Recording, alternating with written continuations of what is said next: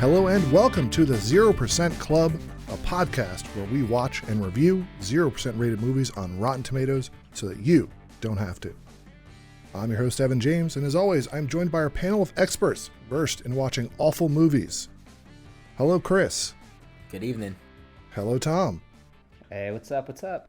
In this, episode 3 of the 0% Club, we watched Jaws 4, The Revenge, a film that coined the phrase, "This time, it's personal." This is the fourth movie in the Jaws cinematic universe. Jaws 4, a film created to save a studio after a massive flop of Howard the Duck. Filmed in 1987, a runtime of an hour and 29 minutes, a tight 90. Tight 90. You say tight 90. I say long 90. So what do you guys think of Jaws 4, The Revenge? For a 90-minute film, which is my sweet spot, when I see a movie that's 90 minutes, it automatically usually gets a star for me, just because it's like easy to do. Ideal cinematic length. Yeah, this was a long 90. I paused the movie to use the restroom at 1:10, and I could have swore we were like 2 minutes from the movie being over. And I was like, another 20 minutes? Do I really have to do this? It was a long 90. It was a boring movie, but what do you think, Tom?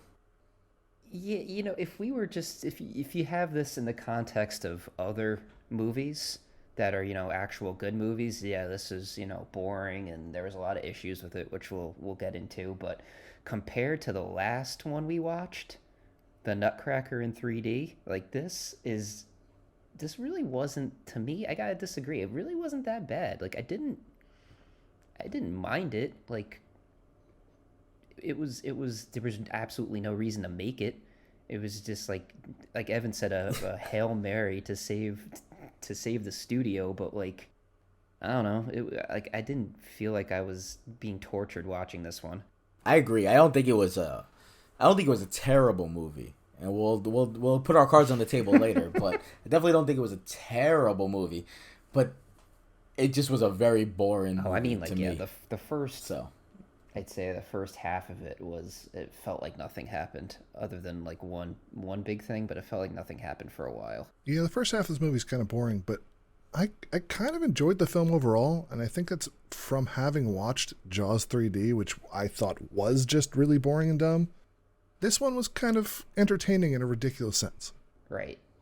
You understand why critics gave it a 0%? It's because of it, this, like, there's some massive problems with this movie, right? So if you're a film critic, you can't give it a good review, but it's not like I kind of agree with you. The premise is ridiculous, which we'll get into with Torres, but like it was fine. Like I was okay with it.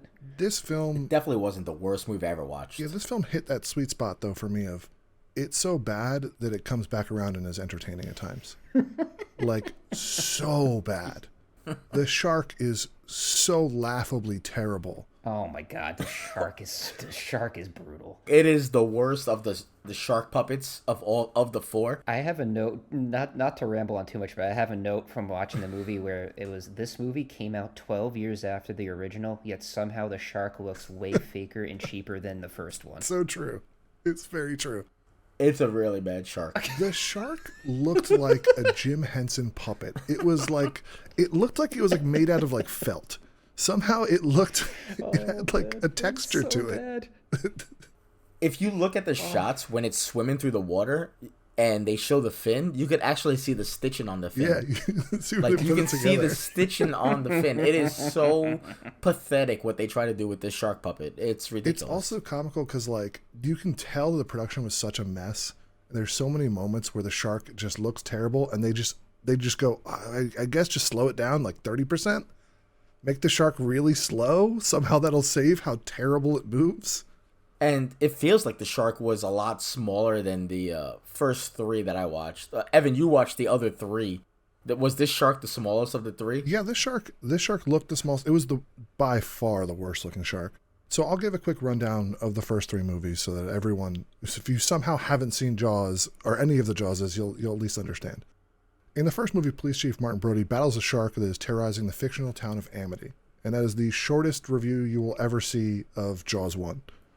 In Jaws 2, a new shark is terrorizing Amity, and Martin Brody struggles to convince anyone that the shark attack is real. Brody is forced to overcome his fear of the water to save his children stranded at sea, being terrorized by a shark. In Jaws 3D, his son Mike moves to Orlando SeaWorld, where he is now played by a young Dennis Quaid, and they are terrorized by a great white shark after accidentally killing the shark's child. Oh my god. Now, Dennis Quaid, who was not in any of the previous shark movies, any of the previous Jaws, stated in a 2015 interview that of all films he made, this was the most aggressive use of cocaine during the filming of Jaws 3D, and that he was, quote, high on the drug in every frame in which he appears. So that's what we were getting with Jaws 3D. That's amazing. I only watched the first one and the second one, and I'm ashamed to admit this. That was the first time I've ever seen Jaws. Whoa. Whoa, this is the first time you ever seen Jaws? Really? Yeah, I never saw it. Yeah, I never saw it before. I kind of felt like I hadn't seen it before because it had been so long. So there's like moments where it felt brand new, but I saw it when I was young. It was amazing. Jaws 1 is one of my favorite movies to watch. Yeah, it was great. I love it. The first one it's just a great movie. Everybody should watch it. But that's not what we're here for. We could honestly, we could talk the entire time about Jaws and just do a half-hour episode on just that. But we're here for Jaws 4: The Revenge. So, Torres, can you take us through the plot of Jaws 4: The Revenge? I can do that. But first, I want to let everybody know that Jaws 4: The Revenge takes place after the events of Jaws 2. So Jaws 3D has nothing to do with this. So if you watch Jaws 1 and 2, you can jump straight to Revenge because 3 has nothing to do with the continuity of this movie. Jaws 4: The Revenge opens on Amity Island, where Ellen and Sean Brody still reside. Sean is the son of former police chief from the first two movies, Martin Brody, who has died of a heart attack, and now Sean is a police deputy. It's Christmas time in Amity, and Sean is on a patrol on a boat, and he's trying to fix a buoy, and he is attacked by a shark.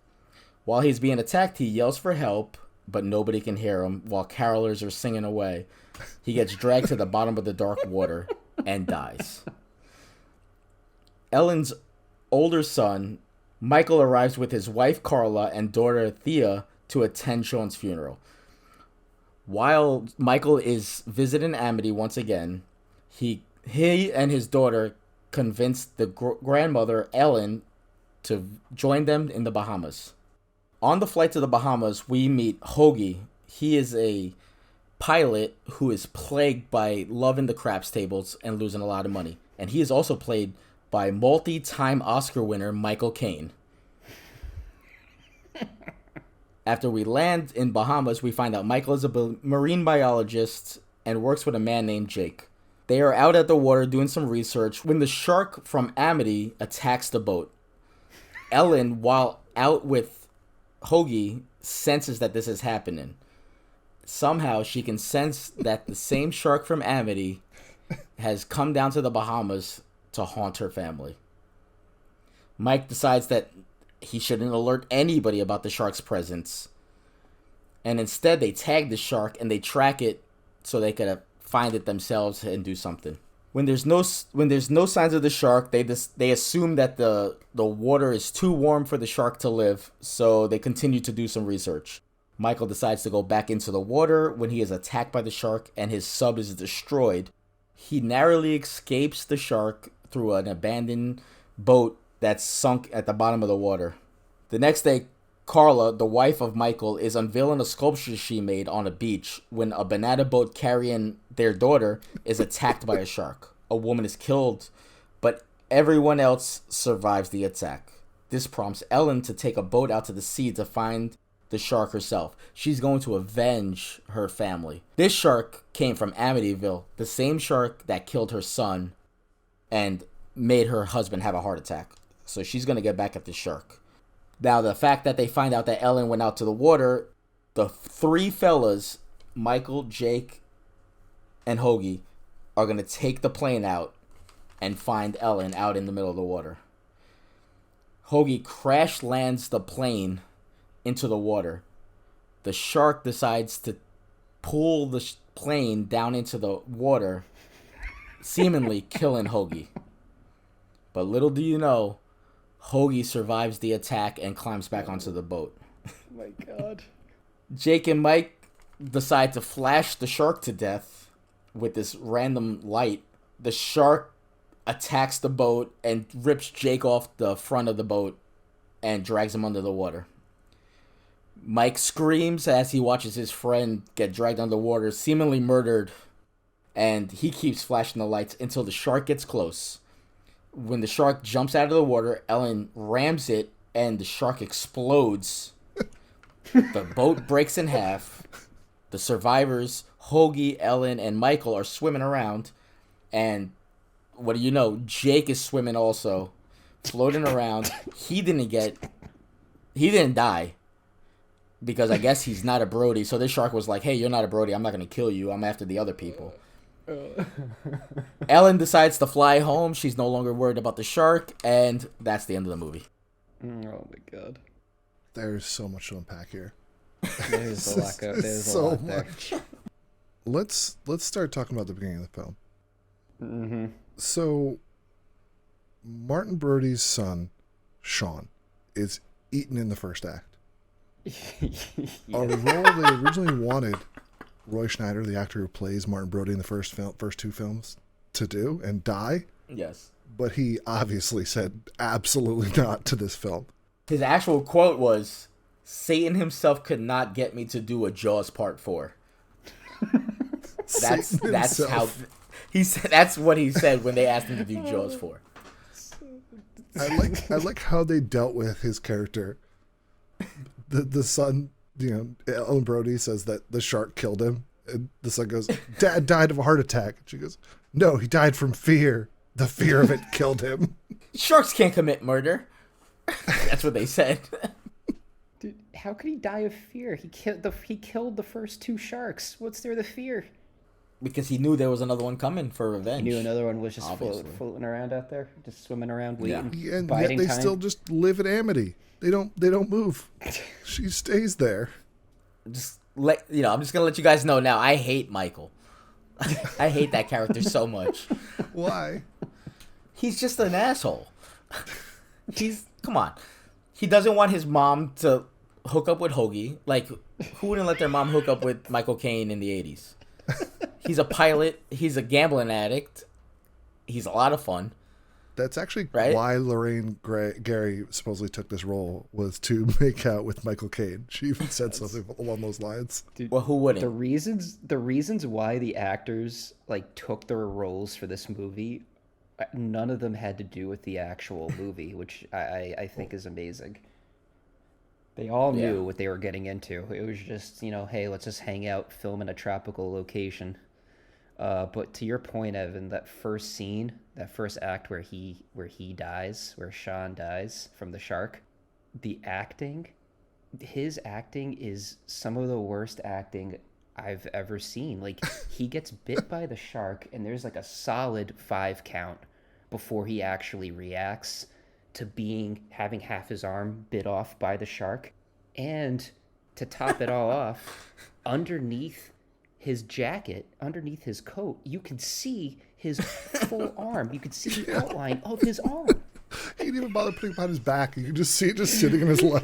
See the outline of his arm like it's in a sling. The screaming and acting he does is so bad.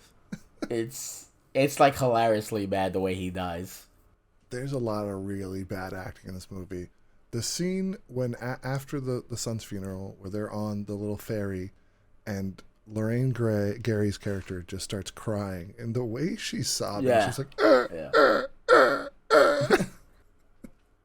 So the thing that for everyone who's gonna be listening to this, right? So the whole thing is, which there's multiple reasons why this is ridiculous. So from the beginning, her character, who is Ellen Brody, she's convinced the shark is out to get their family. And for anyone who's watched the first 2 Jaws movies, both of those sharks died. It's not like the first shark is still alive swimming out there, even as ridiculous as that sounds, and like remembers who tried to kill him.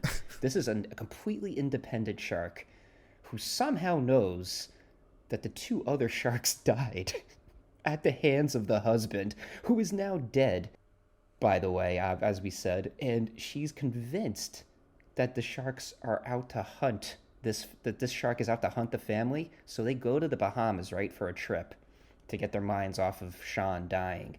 I just looked it up. From Massachusetts to the Bahamas is a 3-hour and 20-minute flight.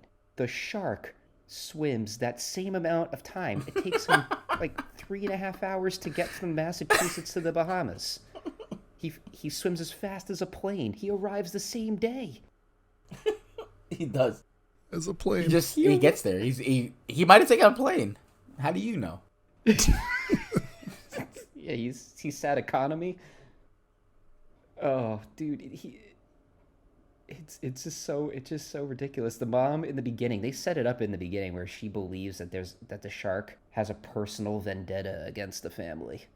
Yeah, it's a weird premise that this shark is out for revenge, but like I feel like there's one line in Jaws 2 that probably spawned this whole movie where Martin Brody's character literally says, "Is it possible that a shark could remember and seek revenge?" And like the biologist woman's like, "No, like absolutely not." But also, how can it remember and seek revenge? Jaws does not swim in packs. Yeah. The second shark is a different shark, and this shark in this movie is different. What are they remembering?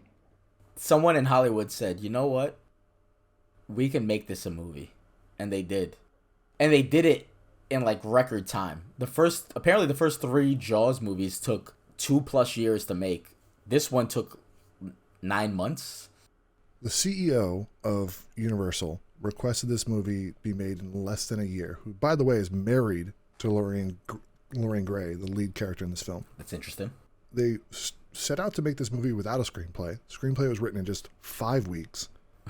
The production manager said, quote, "This will be the fastest I've ever seen a major film planned and executed in all of my 35 years. Jesus.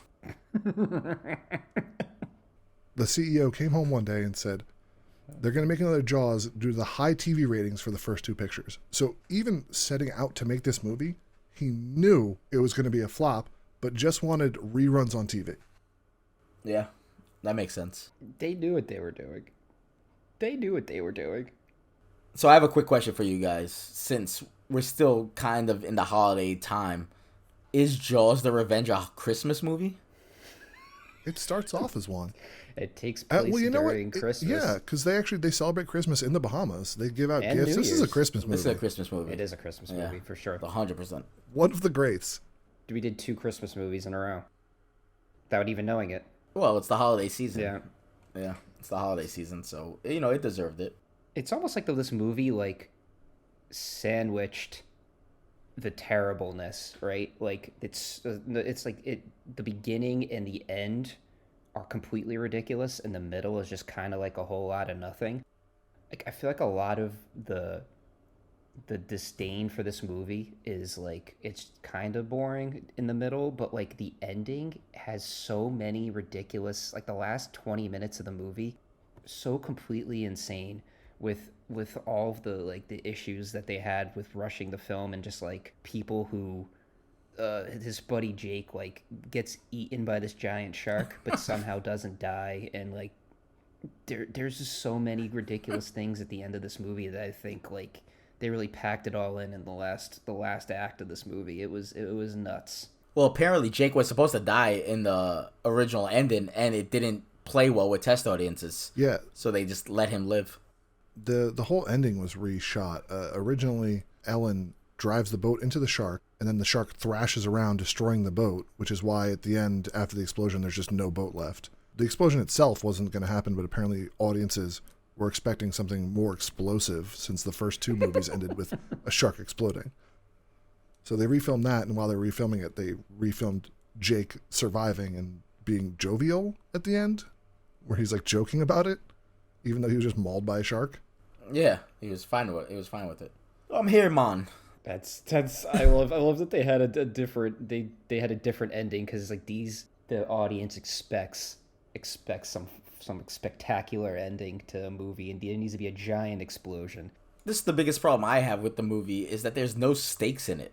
Nobody important dies except for Sean at the beginning, right? But we know Sean from 1 and 2, but they're children. So, we're in Revenge. Sean goes out to the water, but we only see him for 2 minutes before he dies. So we don't have an attachment to him. We see Thea go out to the water on a banana boat. She doesn't die. We see Michael go into the water. He gets attacked by the shark. He doesn't die. Ellen's out there alone on the water for a little bit on the boat. She doesn't die. Jake, who we all love, doesn't die. Nobody important dies. We have Sean, who we see meet for 2 minutes, and a anonymous lady who's on a banana boat. Where are the stakes? Do we all love Jake? Nah, I don't really like Jake. Looking back on it, you're right. Really? Michael's a terrible character, but Jake, Terrible character. Jake is absolutely so ignorant of the fact that his friend's brother was just murdered by a shark, Incredibly selfish. and he's just cracking jokes and like forcing him to like keep chasing the shark, even knowing that like his mother is having a traumatic experience over it. Like, no remorse. But there's not a redeemable character in this movie. The reason why I hate Michael the most is because he doesn't warn anybody that the shark is around. So the whole banana boat incident wouldn't happen if he alerts everybody that there's a shark in the water. Like, maybe not everybody's playing in the water, you know? Yeah, and his motivation to like hide it doesn't really make a lot of sense because he doesn't seem to want to use it for the scientific research to begin with. So like, why is he hiding this? To what benefit is it to him, other than maybe not scaring his mom? That's the only reason, was to not scare his mom. What did everybody think of Michael's wife, who seemed like she just wanted to get laid the whole movie? Did anybody else notice that? They were both very horny characters. They were, so that was one of my favorite quotes. You know, they're in the like the makeshift art studio, right? And he goes, "I've always wanted to make love to an angry welder. I've dreamed of nothing else since I was a small boy." That was his line to his wife. Nothing else since I was a small boy. That's the exact quote. So good. Which is exactly what she wanted to hear, because she's like, all right, close the door, let's do this. That's it. Yeah, she immediately just says, close the door. And before that, Jake gives him a really loud Hawaiian-type shirt. And he goes, "Oh, this is a really busy shirt." And Jake goes, "I hope it's as busy as your sex life." and then his wife goes, "Thank you." But also another line I love is when Ellen is just like this talking to her mother-in-law, and then she's just like, "I really hope to like have a strong sex life for the rest of my marriage." So this woman is only thinking about sex the entire movie. That's all that's on her mind. That's pretty much the whole character. That's the only thing that's on her mind. So I would like to, if you guys want to, I would love to get into the continuity errors and like the ending of the movie, because I feel like that's where a lot of the scorn, the hatred of this movie comes from. Yeah, there's a lot of really bad production mistakes. There's some famous continuity errors. The most famous one is there's a part towards like, I don't know, within like the last half hour or so, 20 minutes in the movie, where Michael Caine's character Hoagie, which is just a great name. I love that his name is Hoagie. He falls into the water. He comes out of the water. They pull him out of the water onto the boat, and his clothes are bone dry. He's not wet at all. It's like he never entered the water. Maybe he didn't. That's the one on the internet. That's the one on the internet that everyone brings up, where it's like the dude is in the ocean. They pull him out of the ocean onto the boat, and you see him, and he does not a drop of water on him. Yeah, completely submerged from his plane going under. Yeah. Apparently, Michael Caine said that was because of so many production delays from the shark malfunctioning that he was just sitting there and he just completely dried before the next take. So here's a few more. When the shark bites off, like we said, when the shark bites off Sean's arm, you see the outline of the arm under the coat. At the end, when the shark is attacking the boat, there's an electronic device that's used so you can hear the shark roar. Like roars like a lion or something like that. Oh yeah, the shark roar is incredible. So apparently, the shark roar was taken from a Tom and Jerry short that the sound editor just refused to create an original sound effect for the filming because he said the shark lacks the ability to roar. So he just boycotted making an original sound effect. Just pulled one from a Tom and Jerry short. So this one I like. I didn't notice it because I think maybe I mentally checked out towards the end, but then I rewound it and it's you could actually see this. So at the very end of the movie, the second to last scene, when they kill the shark, like Torres said, in epic fashion, ramming it with the boat, and it blows up. They're all floating around in the water, and you can see in the horizon. You can see that the horizon is painted, and that the water is lapping up against the background. It's hitting. I turned to my roommate and said, "This was shot on the Universal backlot. Like, I've seen this set when I went to Hollywood Universal Studios. I know it. It was so bad. Like the Truman Show. Yes, it's the Truman Show. It's basically the Truman Show shot. It's It's just slapping against the wall. That's amazing. It's so good. And then another one is when there's a scene where the shark is underwater with Jake in his mouth. You can see a black hose attached to the back part of the shark, like that's visible during the scene. Oh my god.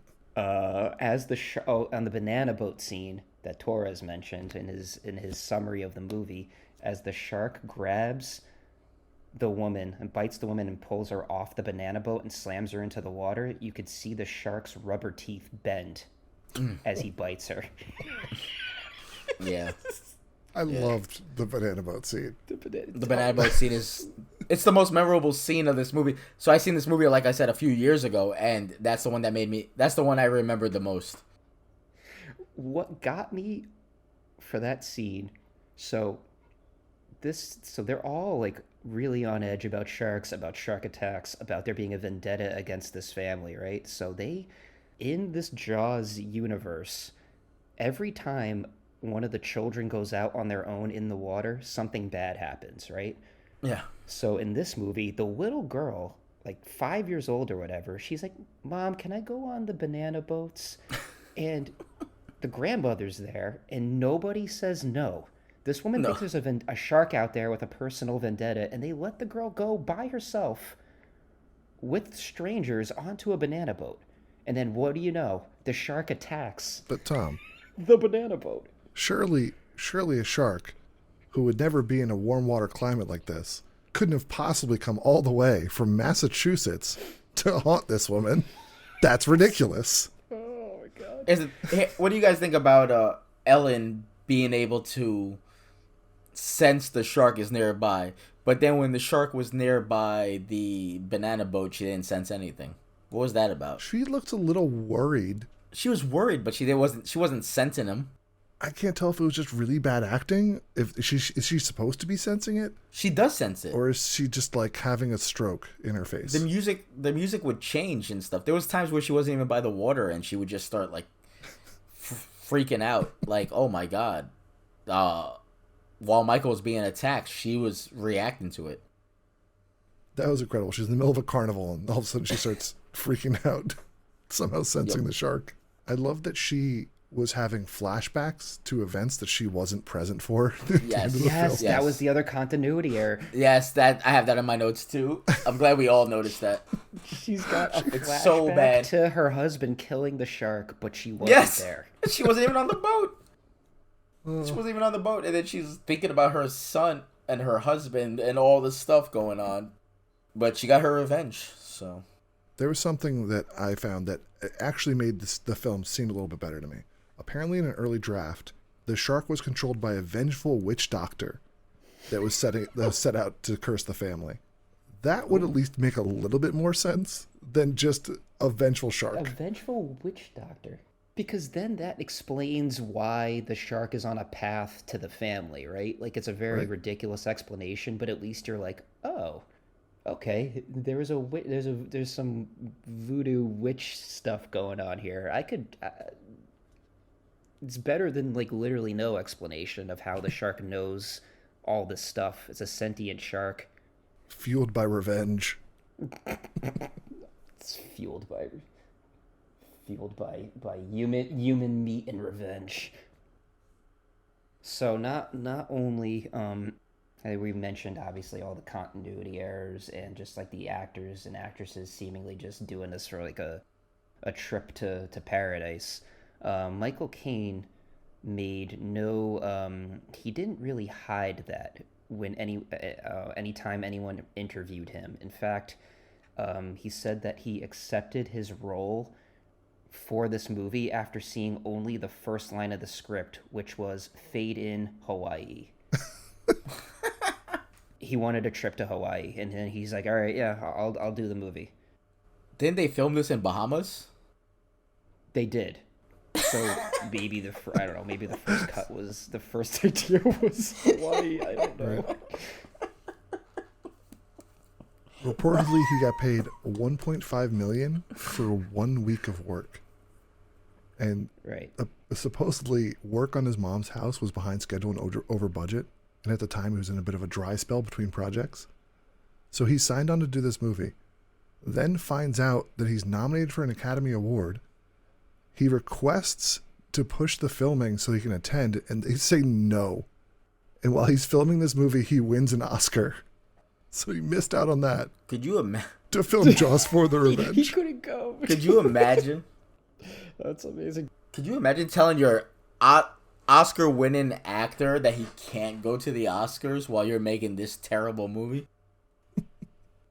You can't go to the Oscars. What if like a lifetime? Like you've reached the pinnacle of your career. Yeah. You got an Oscar for your acting, and you can't go because you're filming Jaws: The Revenge.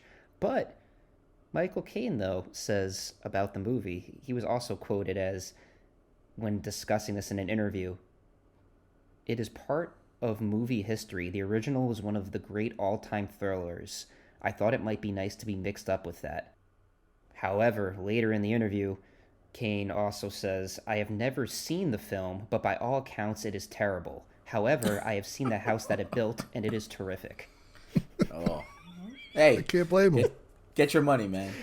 Yeah, Zero good for him. Fs, man. This guy did not care. He did not care. I love just because he probably knew he had a good shot at winning an Oscar, so he's like, whatever, man. Let me just chill. Little vacation. Get your mom a house. Can't beat it. Hey, and you know what? It's not like it hurt his career. Everyone still thinks he's a great actor. Exactly. Still had many great roles. He had people signing on to the movie just to make out with him. Like, you're Michael effing Caine, man. However, though, this was a award-winning film. Don't forget, this is the first movie we have reviewed that won a Razzie Let's go. for worst visual effects. Finally, we pick a winner. Worst. We finally got a winner. So this guy went from Oscar to Razzie back to back. Yeah, it's just all in one. Oscar to Razzie back to back. Yeah, that is also so Michael Caine is the second actor to follow up an Academy Award winning performance with a Razzie Award nominated performance in a Jaws sequel. Ooh, who I else don't did feel it? like his performance was Razzie worthy. His performance was fine. The first was Louis Gossett Jr., who won an Oscar for An Officer and a Gentleman in 1982 and then was nominated for a Razzie for Jaws 3D. Wow, I gotta watch Jaws 3D again. iconic franchise. Iconic. Yeah, worst supporting actor nominated for Razzie, Louis Gossett Jr. Amazing. So speaking of critical reviews, Yes. There you go. Oh, here let's we go. let's jump into some reviews from critics. One of my favorites from Gene Siskel said, quote, "Let's put it this way. When you see and hear the nasal Lorraine Gary on screen, you want the shark to eat her." I got Scott Weinberg saying Spielberg should have sued for breach of earth-shattering stupidity. I thought this one was a good review of the film. A lot of the time, the people in this picture just stand around looking very sad, as if remembering happier days. Watching this sorry film, you know how they must feel. Says Jay Boyer of the Orlando Sentinel. That's a good one. I like that one. Brian Castillo, boring and unnecessary sequel. There's some shark attacks.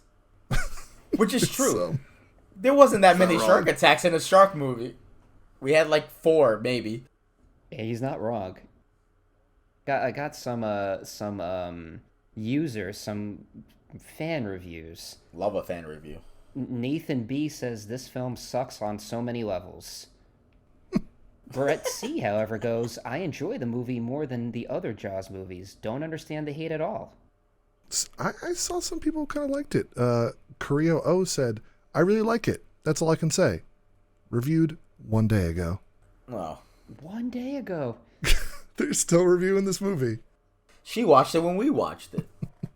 Alexander B said, dumb, lame, boring, stupid, shitty, and even worse than Jaws 3D. And that was dumb. One of the worst movies I've ever seen. Oh man, this was so fucking shitty. I would like to think that a lot of these people, when they're making their fan reviews, in their head they're like, okay, I'm a film critic right now. Let me do it right. And then they write that. Well, then you get the Christian R's who go, I would rather suck in cyanide than watch this effortless dumpster fire of a movie. Half a star. I have a good one here from Stephen C. Okay. The greatest 1 hour and 29 minutes ever.